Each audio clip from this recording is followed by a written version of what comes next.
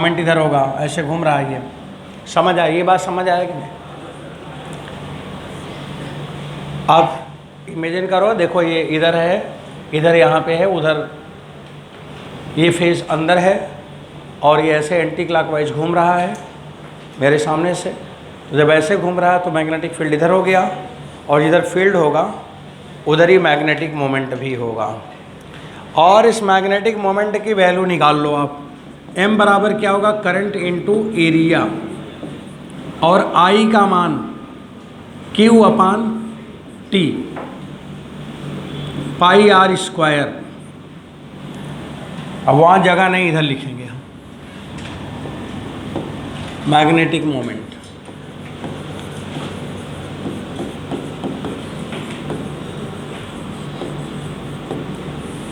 बच्चों m बराबर आप लिखोगे Q upon T pi R square. थोड़ा बताना इसको सभी लोग।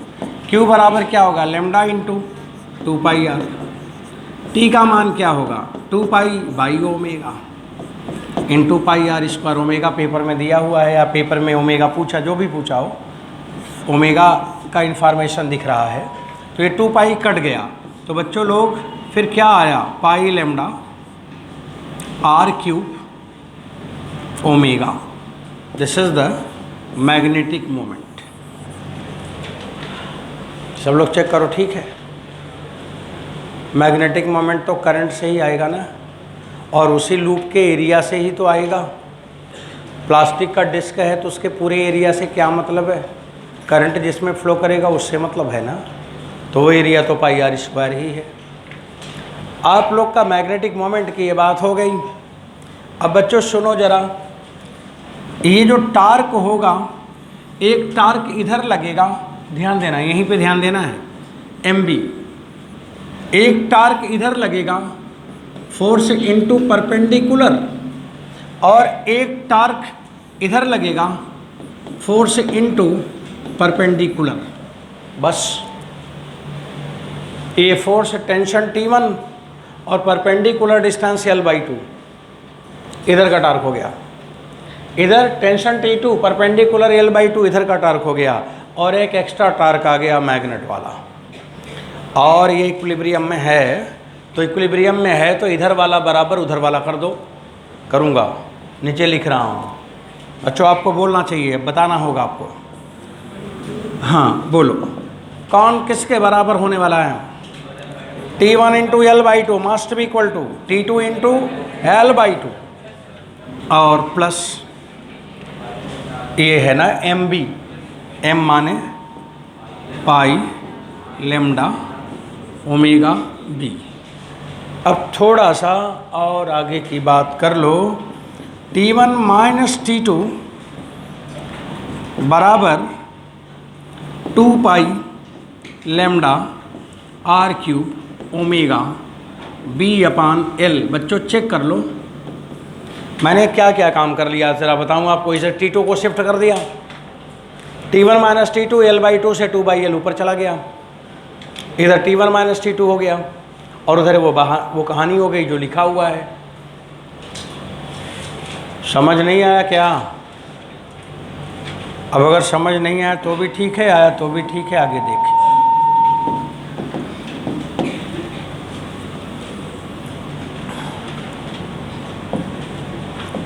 समझ आ गया? अब बच्चों T1 माइनस T2 अपान T1 प्लस T2 करो। बताओ जी, करो। 2 pi lambda are cube omega B upon M naught GL। T1 और T2 में क्या रिलेशन है? तो यहाँ पे T1 की जगह 3T2 करो, तो 3T2 माइनस T2, नीचे 3T2 प्लस T2 बराबर हुआ half 2 pi lambda are cube omega B upon M naught GL। क्या पूछा था? ओमेगा का मान निकाल लेना। ये सवाल बच्चों नीट एम्स मेडिकल कॉलेज से लेकर IIT एडवांस तक एग्ज़ाम में एक बार नहीं, तीन तीन बार आईआईटी के एग्ज़ाम में पूछा है, जहाँ क्वेश्चन रिपीट नहीं होता। इस क्वेश्चन में यही टीचर बताना चाह रहा था कि बच्चों को दोनों मैकेनिकल और मैग्नेटिक दोनों एक साथ समझ है कि नहीं, तो समझ आपके पास है कि नहीं, यही बात का तो टेस्ट होता है। ऐसे ही सवाल टीचर पूछते हैं ना कि बच्चों को अंडरस्टैंडिंग है कि नहीं। यहाँ पे तो हम फिजिक्स केमिस्ट्री में खूब बदल लेते हैं, फिजिक्स में तो पूरे ही बदल लेते हैं, बायोलॉजी में नहीं बदलेगा, बाकी इंजीनियरिंग सब्जेक्ट में तो समय बदल लेता है। तो इसलिए कॉन्सेप्ट बहुत इंपॉर्टेंट होता है, वो कॉन्सेप्ट को हम समझ के अप्लाई कर लेंगे कि नहीं, बस जैसे ही आपको समझ आए हाँ मैं कर लूँगा, अब ये सीख गया, वैसे ही बात ख़त्म हो जाती है। तो चलिए ये चैप्टर भी आपका ख़त्म हो गया। अब अगला चैप्टर पे हम जा रहे हैं और वो चैप्टर शुरू करने वाले हैं इंडक्शन, इलेक्ट्रोमैग्नेटिक इंडक्शन। अभी आपने पढ़ा मैग्नेटिक फील्ड और मैग्नेटिक फोर्स, दो पार्ट ख़त्म हो गया। अब तीसरा पार्ट शुरू होने जा रहा है। अब तीसरा पार्ट शुरू होने में 2-3 मिनट का वक्त है, तब तक एक सवाल लगा दें। सवाल एक छोटा सा बात बताएंगे, तब फिर शुरू करेंगे। अभी उसका शुभ नक्षत्र नहीं आया, अभी थोड़ा टाइम है, तब तक एक सवाल लगा।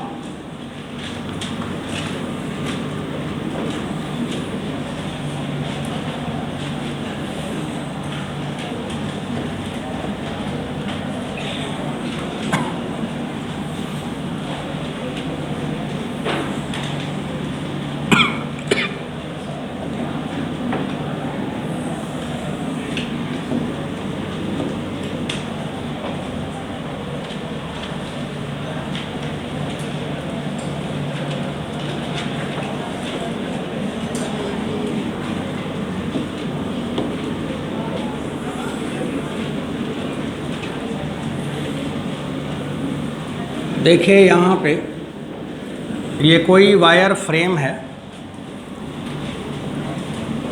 और ये 60 डिग्री है, ये 60 डिग्री है, और यहाँ पे मैग्नेटिक फील्ड इनसाइड अंदर की तरफ डेवलप किया गया है। ठीक है, और बच्चों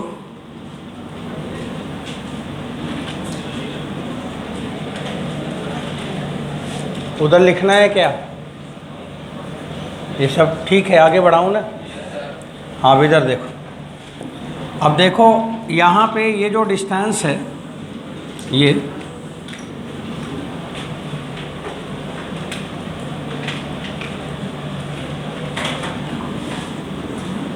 L/4 है और ये लेंथ L है। ग्रेविटी G नीचे काम कर रही है। आपसे सवाल में पूछा है कि अगर ये फ्रेम जिसका मास m है रुका हुआ है, इक्विलिब्रियम में है, अब इक्विलिब्रियम में है, ये रुका हुआ है, तो बताइए करंट का डायरेक्शन क्लॉकवाइज या एंटी क्लॉकवाइज जो भी आपको लगे, और करंट की वैल्यू। मतलब ये सिंपल क्वेश्चन है, आज पर नीट स्टैंडर्ड जेईई मेंस से बिलो लेवल पे जा रहा है, और अब आपको ये सवाल का आंसर देना है, एकदम अंडरस्टैंडिंग है। अगर आपको यही नहीं आया तो चैप्टर पढ़ना ही बेकार है। तो सवाल में पूछा है find current and its direction,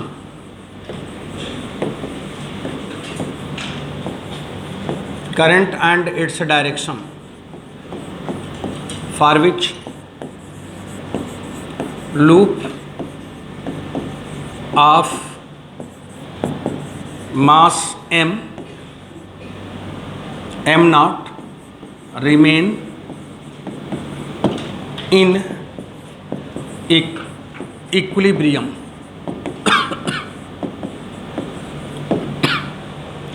बच्चों लोग इसी का आंसर निकाल लेना और तब ये चैप्टर बंद किया जाए।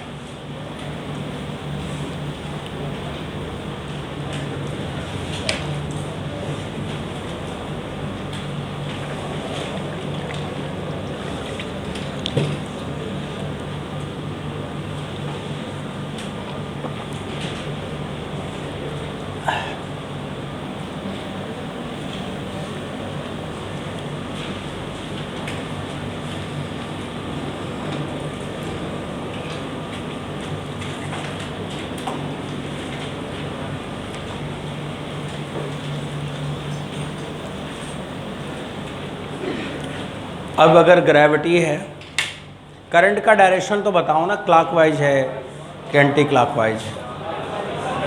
क्लॉकवाइज। और वैल्यू ठीक। देखिए अब कैसे सवाल लगेगा, सुनो ध्यान से। पहली बात तो ये इक्विलिब्रियम में क्यों है? अगर ये हवा में है तो ग्रेविटी तो उसको अपनी ओर खींच रही है, इसका मतलब उस ग्रेविटी को कोई रोक रहा है। बच्चों एक एक कहानी अब समझना शुरू करते हैं।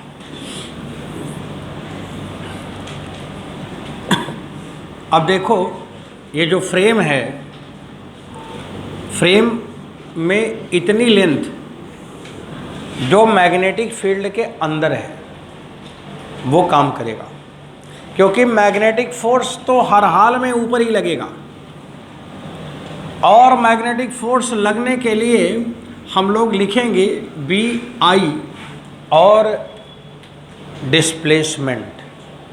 डिस्प्लेसमेंट माने मैग्नेटिक फील्ड के अंदर इतना तार है, इतना तार है, और इन दो पॉइंट के बीच का हमें डिस्प्लेसमेंट ये लेना है, क्योंकि कौन सा लेंथ काम आएगा?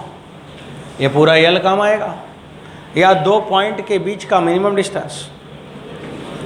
आपने पढ़ा है ना यल के ऊपर वेक्टर, इसका मतलब कौन सा लेंथ पे मैग्नेटिक फोर्स काम करेगा? यही ना, एक्स वाले पे काम करेगा ना। अब एक्स वाले पे काम करेगा और इसका एंगल 30 डिग्री है, ये भी 30 डिग्री है, और L/4 tan 30 इतना होगा, L/4 tan 30 इतना होगा। तो बच्चों आप लिख सकते हो बी आई और आगे 2 L/4 tan 30 ये होगा। यहाँ पे x का मान अगर मैं इसे h ले लूँ थोड़ी देर के लिए, तो x बराबर क्या लिखा जाएगा? 2h tan 30। tan 30 होगा परपेंडिकुलर अपॉन बेस। मेरी बात समझ आ रही है कि नहीं? अब बच्चों इधर की तरफ ये मैग्नेटिक फोर्स हो गया और it balanced by m0 g। Equilibrium में है तो mg को बैलेंस करेगा।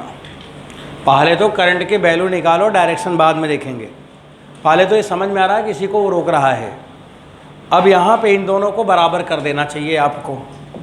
अब आप लिख रहे होंगे बी आई L/2 और tan 30 भी √3 नीचे ही आएगा, और ये हो गया m0 g। तो बच्चों what will be current? 2√3 upon B L और m0 g। This is the current. Current तो आ गया। अब सवाल है डायरेक्शन क्या है। करंट आ गया, करंट का डायरेक्शन हमें जानना है।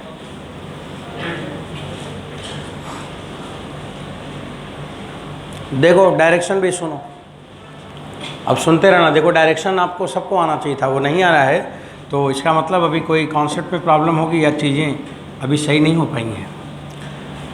मैग्नेटिक फोर्स आएगा उस वायर के कारण जो फील्ड के अंदर है, और फोर्स का डायरेक्शन ऊपर होगा, ये सत्य है। तो फील्ड अंदर है इधर, फोर्स अंगूठा है ऊपर, तो ये बीच वाली अंगुली करंट का डायरेक्शन है। तो करंट को जाना है। अगर मैं यहाँ पे कुछ मान लूँ m क्यों मान लूँ, कुछ और मान लूँ P और इसको मान लूँ Q। तो बच्चों अगर ये P और Q ले लूँ तो फिर करंट इधर जाना है। इसका मतलब ये हुआ कि तार में करंट P से Q की ओर जाएगा। क्या बोला? तार में करंट P से Q की ओर जाएगा, ये सत्य है। किधर जाएगा? P से Q की ओर।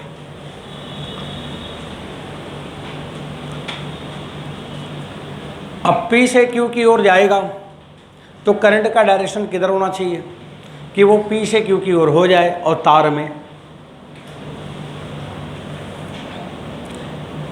किस में जाएगा? तार में जो फील्ड के बाहर है कि फील्ड के अंदर? फील्ड के अंदर। किधर जाएगा? तो बताइए P से Q जाने के लिए क्या रास्ता है? फील्ड के अंदर पी से क्यू की ओर, फील्ड के अंदर और पी से क्यू की ओर, समझ तो आ रहा है ना? तो पी से क्यू की ओर, फिर यह इसके अलावा कोई रास्ता है क्या? यही है। इसका मतलब इसको ऐसे जाना है, जाना तो पी से क्यू की ओर है, तो पी से क्यू की ओर ऐसे ही तो जाएगा। तो ये डायरेक्शन कौन सा हुआ? क्लॉकवाइज। ये क्लॉकवाइज है। वैसे भी हम देख सकते थे कि जब इधर करंट होगा तभी फोर्स ऊपर वाला mg को बैलेंस करेगा, ऐसे भी समझ सकते थे। तो बच्चों ये डायरेक्शन हो गया क्लॉकवाइज, CW। CW माने क्लॉकवाइज, ये बात हो गई। अब ये वाला टॉपिक आपका अपने सही समय पे समाप्त हो गया। अब यहाँ से टाइम बिल्कुल मैनेज हो गया है, जो अब मेरे हिसाब से चीज़ें मैनेज हैं, मतलब जो टाइम ड्यूरेशन, जो समय, जो दिन मैंने अपने मन में निश्चित किया है, उस दिन पे हम चल रहे हैं कि जब ख़त्म करेंगे, जब चीज़ें ठीक होंगी। चलिए अब आगे, यहाँ से मैग्नेटिक फोर्स से आगे बढ़ें। तो बच्चों थोड़ा शुरू कर देना चाहिए, टॉपिक का नाम तो लिख ही देना चाहिए। अब देखो, अब क्या है, कॉन्सेप्ट किधर ले जा रहे हैं। अभी हम लोगों ने यहाँ पे देखा कि करंट अगर फ्लो करे तो उससे मैग्नेटिक फील्ड आती है। करंट से क्या आती है? मैग्नेटिक फील्ड आता है। करंट से क्या बनता है? मैग्नेट बनता है। तो ये बात जो चैप्टर को शुरू करेंगे, तो उस चैप्टर के जो मेन काम करने वाले हैं उनका नाम है फैराडे। और फैराडे जिस घर के थे, उनके पिताजी भी वो भी फैराडे ही थे, टाइटल नेम है। इनका नाम माइकल फैराडे, उनका नाम कोई और कल फैराडे होगा। तो जो उनके पिताजी थे वो वहाँ पे काम करते थे। फिजिक्स डिपार्टमेंट था, उसमें कारपेंटर माने बच्चे बेंच वेंच तोड़ते थे तो बनाते थे, जैसे आप लोग तोड़ देते हैं वैसे वो भी बनाते थे। घर की स्थिति बड़ी ख़राब थी, तो वहाँ के जो टीचर थे लेंज, उनसे ये वाले जो छोटे फैराडे हैं, इनके पिताजी बोले कि घर की स्थिति ठीक नहीं है, मेरा बच्चा है, अगर उसको कोई यहाँ नौकरी मिल जाए तो कर ले। उन्होंने बोला कि ठीक है, बुलाओ, यहाँ पे प्यून का काम करे। अब ये फैराडे आ गए जिनके पढ़ने लिखने की उम्र थी, आ गए, और लेंज ने बोला कि तुम्हारा ये काम है, यही सब करो। तो फिर ये अपना प्यून का काम करते थे, और जब ये लेंज सवाल वाल बताते थे बच्चों को, जैसे मैं बैठता हूँ तो आप लोग आके सवाल पूछते हो, तो और कोई यहाँ पे पानी चाय ले आता है, यही सेम सिचुएशन था। बच्चे सवाल पूछते थे और फैराडे चाय पानी लाते थे। इसके बाद वहाँ पे खड़े होकर देखते थे कि सर क्या बता रहे हैं, बच्चे क्या पूछ रहे हैं। और जब बच्चे पूछते थे तो खड़े होकर ध्यान सुनते थे, और जब बच्चे थोड़ा दूर चले जाते थे तो पीछे पीछे जाते थे। वो बच्चों से पूछते थे तो जो ने पूछा था सर ने ऐसे बताया, तो ऐसा क्यों नहीं हो सकता। बच्चों को लगा हाँ ये तो ऐसा भी हो सकता है। अब वो बच्चे जो आके फिर अपना लेंज से पूछते कि सर आप बताइए ऐसा क्यों नहीं हो सकता। अब धीरे धीरे पूरे क्लास के बच्चे ऐसे पूछने लगे कि ऐसा क्यों नहीं हो सकता, ऐसा क्यों नहीं हो सकता। हर बच्चे क्वेश्चन करने लगे। तो लेंज ने कहा ये अद्भुत चमत्कार क्यों हो रहा है। हाँ, अभी तक ये बच्चे बुलाने से नहीं बोलते थे, समझ आया तो भी नहीं बोलते थे, और अभी हर बच्चा सवाल कर रहा है, हर बच्चा क्वेश्चन कर रहा है। तब उन्होंने पूछा कि तुम लोग आजकल अच्छे पढ़ने लगे। बोला हम लोग नहीं पूछते हैं, जो आपका ये प्यून है ना वही पूछता हम लोगों से, तो इसलिए हम लोग भी पूछते हैं। बोले अच्छा। तो फैराडे को बुलाए, बोले सुनो ज़रा फैराडे, तुम पढ़ना चाहते हो। बोला कि पढ़ने की तो बड़ी इच्छा है, लेकिन पिताजी पढ़ने नहीं देते, काम बता देते हैं, ये सब करना है। बोले नहीं तुम पढ़ो, पढ़ना चाहते हो ना। बोले हाँ पढ़ो, यूनिवर्सिटी है तो पढ़ो। तो उनका एडमिशन कराया फिर लेंज ने कॉलेज में कि चलो तुम पढ़ाई करो, और जब पढ़ाई करोगे तो ये प्यून वाला काम तेरे को अच्छा नहीं है, तो तुम लैब में रहो।